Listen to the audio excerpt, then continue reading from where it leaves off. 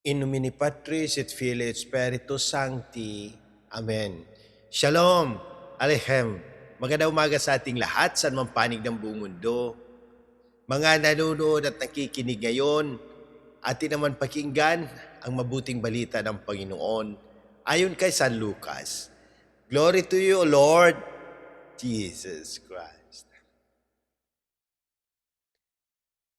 Nung dumating si Jesus sa Nazareth, sinabi niya sa mga nasa sinagoga, "Tandaan ninyo, walang propetang kinikilala sa kanyang sariling bayan.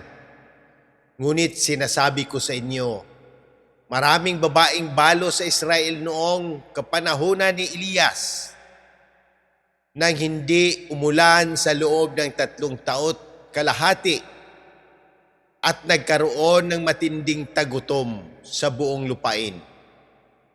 Subalit, hindi sa kanino man sa kanila pinapunta si Elias, kundi sa isang babaeng balo sa Sarepta, sa lupain ng Sidon, sa dinabidami ng mga kitungin sa Israel noong kapanahunan ni Eliseo. Walang pinagaling isa man sa kanila. Sinaaman pang taga Syria ang pinagaling. Galit ang lahat ng nasa sinagoga nang marinig ito.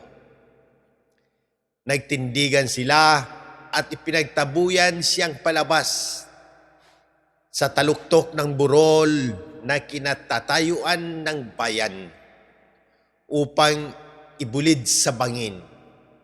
Ngunit dumaan siya sa kalagitnaan nila at umalis. Ang mabuting balita ng Panginoon.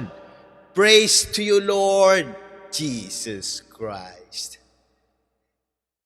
Pagnilayan natin bilang Romano Katoliko, ngayon Monday of the 3rd week of Lent, sa mabuting balita ngayon, ipinapaalala ni Jesus na walang propetang kinikilala sa kanyang sariling bayan.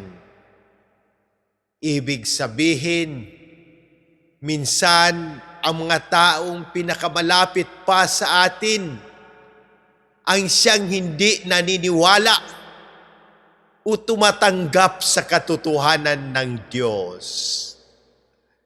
Binanggit ni Jesus ang dalawang halimbawa. Ang propeta Elijah na tinulungan ang isang balo sa Sarepta at ang propeta Elisha na nagpagaling kay Naaman. Isang dayuhan.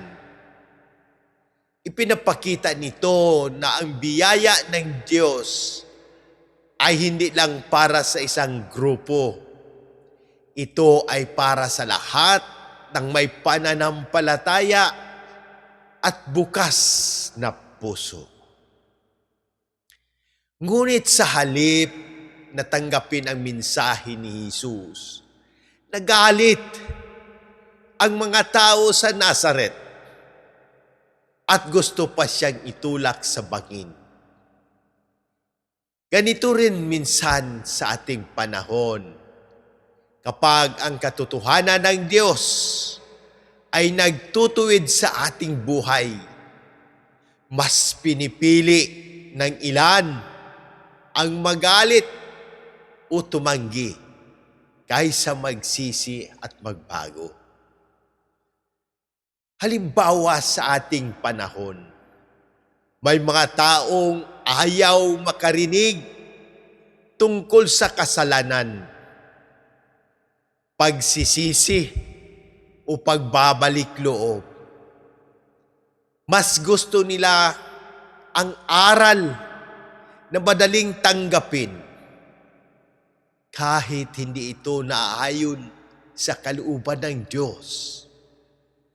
Ngunit bilang mga Romano Katoliko, tayo ay tinatawag na makinig sa salita ng Diyos magpakumbaba at tanggapin ang pagtutuwid ng Panginoon.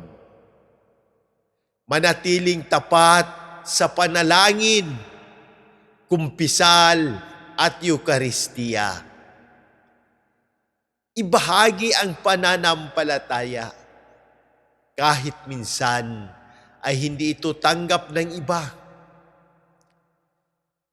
Ngayong Kwaresma, magandang tanungin ang ating sarili.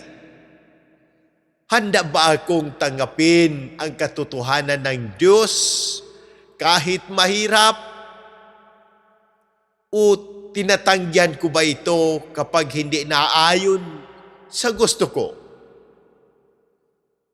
Ang tunay na tagasunod ni Kristo ay hindi lang nakikinig sa salita ng Diyos, kundi isinasabuhay ito araw-araw. Manalangin tayo. Amang mapagmahal, lumalapit kami sa iyo na may pananampalataya at pagtitiwala. Ipinagkakatiwala namin sa iyo ang mapagpagaling na kamay, ang lahat ng may karamdaman, pisikal, emosyonal at espiritual.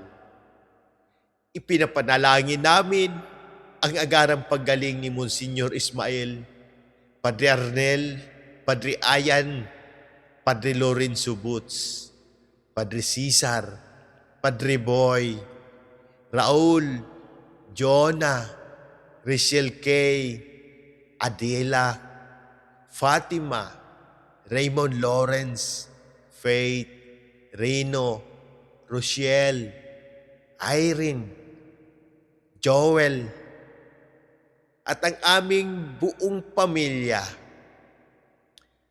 Pagalingin mo rin ang lahat ng nakabasa, nakikinig at nanonood dito na may karamdaman. Pagpalain mo ang lahat ng mga kaparian at patuloy mong gabayan ang aming mahal na Santo Papa Leo XIV, ang mga obispo, aming Cora Parroco, Diocesan Administrador, Monsignor Claro Caluya, Sister Sara, Jerry, Erlinda, at ang buong simbahan. Gabayan mo rin ang pamahalaan ng Pilipinas upang manaig ang katotohanan, katarungan at kabutihan para sa lahat. Ipinagdarasal din namin ang mga pumanaw na sina Papa Francisco, Monsignor Hermas, Pimpe, Ferdinand, Pasita, Dante, Edwin, Obispo Jose, Padre Joseph, Jerry, Padre Raymond, at ang lahat ng aming mga yumaong kapatid. Ipakaloob mo sa kanila ang kapahingaang walang hanggan. Iligtas mo kami, Panginoon, sa lahat ng unos, kalamidad at panganib. Patatagin mo ang aming pananampalataya upang patuloy kaming sumusunod sa iyo. Hinihiling namin ang lahat ng ito sa pamamagitan ni Jesucristo, sa tulong ng pamamagitan ng aming mahal na Ina, Birheng Maria. Amen. In nomine Patri et Filii et Spiritus Sancti. Amen. God bless.